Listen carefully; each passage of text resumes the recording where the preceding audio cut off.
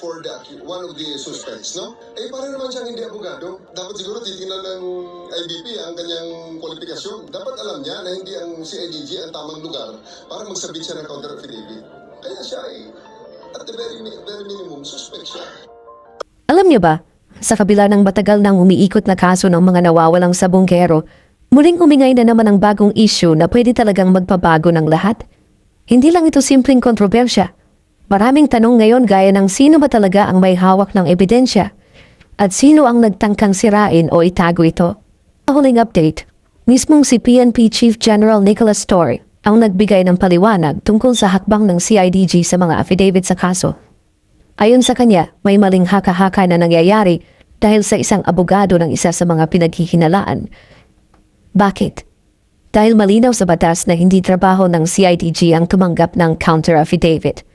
Ang complaint affidavit ay dapat isumite sa DOJ at doon lang binibigyan ng pagkakataon ng mga akusado na magsumite ng kanilang sagot. Ibig sabihin, kahit hawak ng ilan ang dokumento, mali ang lugar na pinapunta nila ito. At ang mas nakakagulat, ang taong nagbubuo ng alegasyon ay isa ring suspect, hindi testigo. Dito nagsisimula ang komplikasyon. Hindi simpleng pagkukulang ang nangyari kundi tila may sinadyang guluhin ang investigasyon. Habang nagpapatuloy ang preliminary investigation ng DOJ, lumalabas ang pangalan Nina Atong Ang at Gretchen Barreto sa gitna ng kontrobersya. Ayon sa mga ulat, nagkaroon ng tensyon sa pagitan nila. Tinawag pa ni Atong si Gretchen na malas sa negosyo. Sa unang tingin, maaaring simpleng tampuhan lang ito ng magka-partner sa negosyo, pero kung titingnan natin, mas malalim pa ito. Ang tiwala, reputasyon, at posibleng kalayaan ng ilan ay nakasalalay sa relasyon nila. Matagal nang magkatuwang sina Atong at Gretchen sa negosyo. Kung may proyekto, sila ang magkasama. Pero ngayon, tila nabasag ang pundasyon ng kanilang partnership. Sa social media, hindi na maitago ang spekulasyon sa kanila. Maraming nagtatanong kung nagsimula na nga ba ang pagbagsak ng samahan nila dahil sa problema sa nawawalang sabongero? O baka may mas malalim pa na dahilan na hindi pa lumalabas. Ang twist ng kwento ay kung bumaliktad si Gretchen, pwede niyang ilantad ang mga lihim na matagal nang nakatago. Mga dokumento, transaksyon, at communication na pwede magpabago ng direksyon ng investigasyon. Kung mangyayari ito, hindi lang si Atong ang maapektuhan. Posibleng mas malalaking pangalan rin sa industriya ang mahihila rin sa spotlight. Isipin mo, domino effect ang pwede mangyari. Isa-isa mabubunyag ang mga taong matagal nang nagtatago sa likod ng pera at impluensya.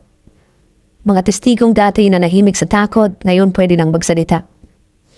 At sa gitna ng lahat, may mga bagong pangalan ring lumilitaw sa usap-usapan tulad ni Sunshine Cruz na biglang nasasangkot sa issue na umano'y karelasyon ni Atong Ang. Maraming nagtataka kung may alam siya tungkol sa mga problema na kinakaharap ng kanyang sinasabing boyfriend. Maraming haka-haka, pero hanggang ngayon, wala pa ring matibay na ebidensya. Kung totoo man, mabigat ang pwedeng maging epekto nito sa kanya. Hindi lang sa personal niyang buhay kundi pati na rin sa kanyang karera. Balik naman tayo kay Gretchen. Kilala siya bilang matapang at hindi basta sumusuko. Maraming beses niya napatunayan na marunong siya pumwesto sa gitna ng kaguluhan. Kaya hindi nakakagulat na para sa iba, pwede niyang piliin na ilantad ang lahat ng nalalaman niya. Hindi para protektahan si Atong, kundi para protektahan ang sarili niya. Pero hanggang ngayon tahimik pa rin si Gretchen. Walang pahayag, walang tugon, at walang kumpirmasyon kung totoo ba na tinawag siyang kasabwat sa negosyo. Para bang pinili niyang ipagpatuloy ang kanyang buhay malayo sa ingay ng media. Kaya ang tanong ngayon, kung totoong nagkatampuhan sina Atong at Gretchen, ano ang susunod na mangyayari? Pipiliin ba ni Gretchen na manahimik hanggang sa dulo o gagamitin niya ang boses niya para ilabas ang mga sikreto? Sa gitna ng lahat, pwede ring masangkot si Sunshine Cruz. Inosente ba siya sa lahat ng ito o may alam siyang ayaw pa niyang ipaalam? Habang lumalaki ang ingay ng pangalan ni Gretchen at Sunshine, isang pangalan rin na dati tahimik, na ngayon ay muling napapansin. Yun ay ang kapatid ni alias Totoy, si Ella Kim Patidongan. Matagal siyang tahimik at akala ng marami, tuluyan na siyang nawala. Pero nang magsalita siya, Parang pumutok ang isang bomba na matagal nang nakabaon sa ilalim ng mesa ng mga makapangyarihan. Si Ella Kim ay hindi lang basta kapatid ni alias Totoy. Matagal na rin siyang nakapaligid sa mundo ni Atong Ang. Isa siya sa mga tauhan na nagbibigay seguridad at proteksyon sa mga negosyo nito. Para na ring pamilya ang relasyon nila. Ang security agency ng kapatid niya ang nagbabantay sa malalaking negosyo ni Atong kasama ang mga farm nito. Sa simula, maayos ang lahat, pero nang dumating ang pandemya at lumipat ang sabungan sa online, nagbago bigla ang sistema. Dumami ang ilegal na sabong at ang mga mandaraya. Para kay Atong, hindi pwede ang ganito. Kaya ayon sa kwento, ipinatupad niya ang mahigpit na batas. Ang mahuhuling nandaraya ay agad tinutugod. Wala nang tanong-tanong. Si Elakin mismo ang nakasaksi sa mga pangyayari. Isang gabi, sakay siya ng sasakyan kasama ang ilang pulis at pagdating sa hideout, nagulat siya sa nakita niya. Mga tao ang nakaluhod at halos wala ng buhay. Habang nangyayari ito, nakahanap rin ng pagkakataon si Elachim na makapag-record ng ilang video. Isang memory card na pwedeng maging ebidensya laban sa buong sindikato. Kaya hindi nakakagulat na pinaalis siya ng bansa para hindi mabunyag ang lihim na ito. Pero dala ni Elachim ang ebidensya na pwede magpaguho sa buong imperyo ni Atong. Nang bumalik siya para tulungan ang kapatid niya, nagsimula ang bagong kabanata. At dito na pumasok ang dating CIDG Director na si Romeo Macapas.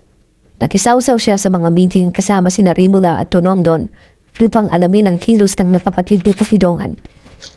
Ayon sa reklamo ng Julie at Elachim, ngayon pinayagan silang sunduin, agad silang inaresto at kinuha ang kanilang mga cellphone. Hindi lang ito basta operasyon. Ang pinakamalaking tanong ay bakit kinuha rin ang kanilang memory card at SIM card. Ayon sa kanila, ito ang pangunahing layunin ni Macapas. Ang mga memory card at SIM card daw ay naglalaman ng video at audio ng operasyon na pwedeng magpapagsak hindi lang kay Charlie kundi pati sa buong network ng sindikato. Dahil dito nag-file ng reklamo ang dalawang magkapatid laban kay Macapas. Para sa kanila, malinaw na may pagmamanipula sa ebidensya. Kung wala kang kinatago, bakit mo kukunin ang memory card? Bakit tatanggalin ang SIM card? At bakit parang nawala o nabura na lang ang mga mahahalagang files? Kung hawak ni Elakim ang lahat ng footage ng mga sabongkero, sapat na iyon para magkaroon ng malaking epekto sa kaso. Ngunit dahil kinuha ang mga memory card, posibleng natapunan muli ang ebidensya. Ngunit isang posibilidad ang lumulutang. Paano kung may backup copy si Elakim? Pwedeng itinabi niya ito sa ibang account o ipinadala sa taong pinagkakatiwalaan niya. Kung meron magiging malaking problema ito para sa sindikato.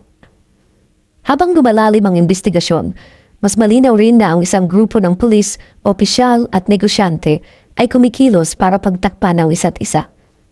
Nakataya rito ang buhay ng mga whistleblower, kasama na rin ang magkapatid na Patidongan. Samantala, ikiniit ni Attorney Bernard Vitriolo na walang personal na koneksyon si Atong kay Police Chief Master Sergeant Joey Natanawan Encarnacion. Ngunit nang tanungin kung bakit nadawit pa rin si Encarnacion, ang sagot niya ay iwas dito. Hindi ko po alam ang detalye niyan dahil nakafocus kami sa kaso ng mga missing sabongkero. Maliwanag na habang tumatagal, mas nagiging komplikado lang ang kwento ng pagkawala ng mga sabongkero. Lumalabas din ang haka-haka na posibleng gumagalaw ang pera ni Atong sa loob ng CIDG. May mga papel na nawala at ilang affidavit hindi nakarating sa DOJ. Kung totoo, mabigat ito dahil pwede nitong ilihis ang atensyon ng investigasyon. Habang dumadami ang balita tungkol sa mga nawawalang sabongkero, mararamdaman rin natin ang tensyon at takot sa hanay ng mga nasasangkot. Kung mapapatunayang totoo ang akusasyon, hindi lang pangalan at karera nila ang nakataya. Buhay rin nila ang nakataya dahil pwede silang makulong habang buhay sa Pilipid. Hindi nakapagtataka na bago pa man lumabas ang mas malalim na ebidensya, maraming nasasangkot ang mabilis na kumikilos. Naglalabasan ang iba't ibang depensa, alibay at paliwanag. Pero sa bawat kilos nila ay litaw ang kaba at desperasyon na para ba silang hinahabol ng anino ng hustisya. Sa gitna ng lahat, naging matunog ang pangalan ni Chief Master Sergeant Joey Natanawan Encarnacion. Ayon sa whistleblower, siya raw ang may-ari ng fish pond sa Batangas, kung saan umano ipinaliligpit ang mga sabonghero. Ngayon, Mariin niyang itinanggi ang lahat sa pamamagitan ng kanyang abogado. Wala raw siyang kinalaman sa pagkawala ng mga sabonghero, wala siyang fish pond, at wala siyang personal na ugnayan kay Atong Ang. Ngunit pansamantala siyang sinuspinde ng NAPOCOM habang nagpapatuloy ang investigasyon. Isang hakbang na nagpapakita na walang sino man ang makapangyarihan kapag ang usapan ay hustisya at krimen. Ayon kay Patidongan, hindi basta tauhan si Encarnacion dahil siya raw ay nasa gitna mismo ng operasyon at pwede niyang ilantad ang buong estruktura ng sindikato. Kung magsasalita siya, pwede nitong ilahad simula sa mga plano hanggang sa huling sandali ng mga biktima. Ngunit malaking hadlang si Charlie Atong Ang. Malakas ang koneksyon niya na abot hanggang sa mataas na antas ng gobyerno at kaya niyang itago ang katotohanan, pigilan ang ebidensya at baguhin ang takbo ng hustisya. Sa huli, kitang-kita natin na napakakomplikado talaga ng kaso ng mga nawawalang sabonghero. Maraming tao, maraming lihim at maraming tanong ang hindi pa nasasagot. Lahat ng kilos at desisyon ngayon ay pwede talagang makaapekto sa investigasyon at sa buhay ng mga sangkot.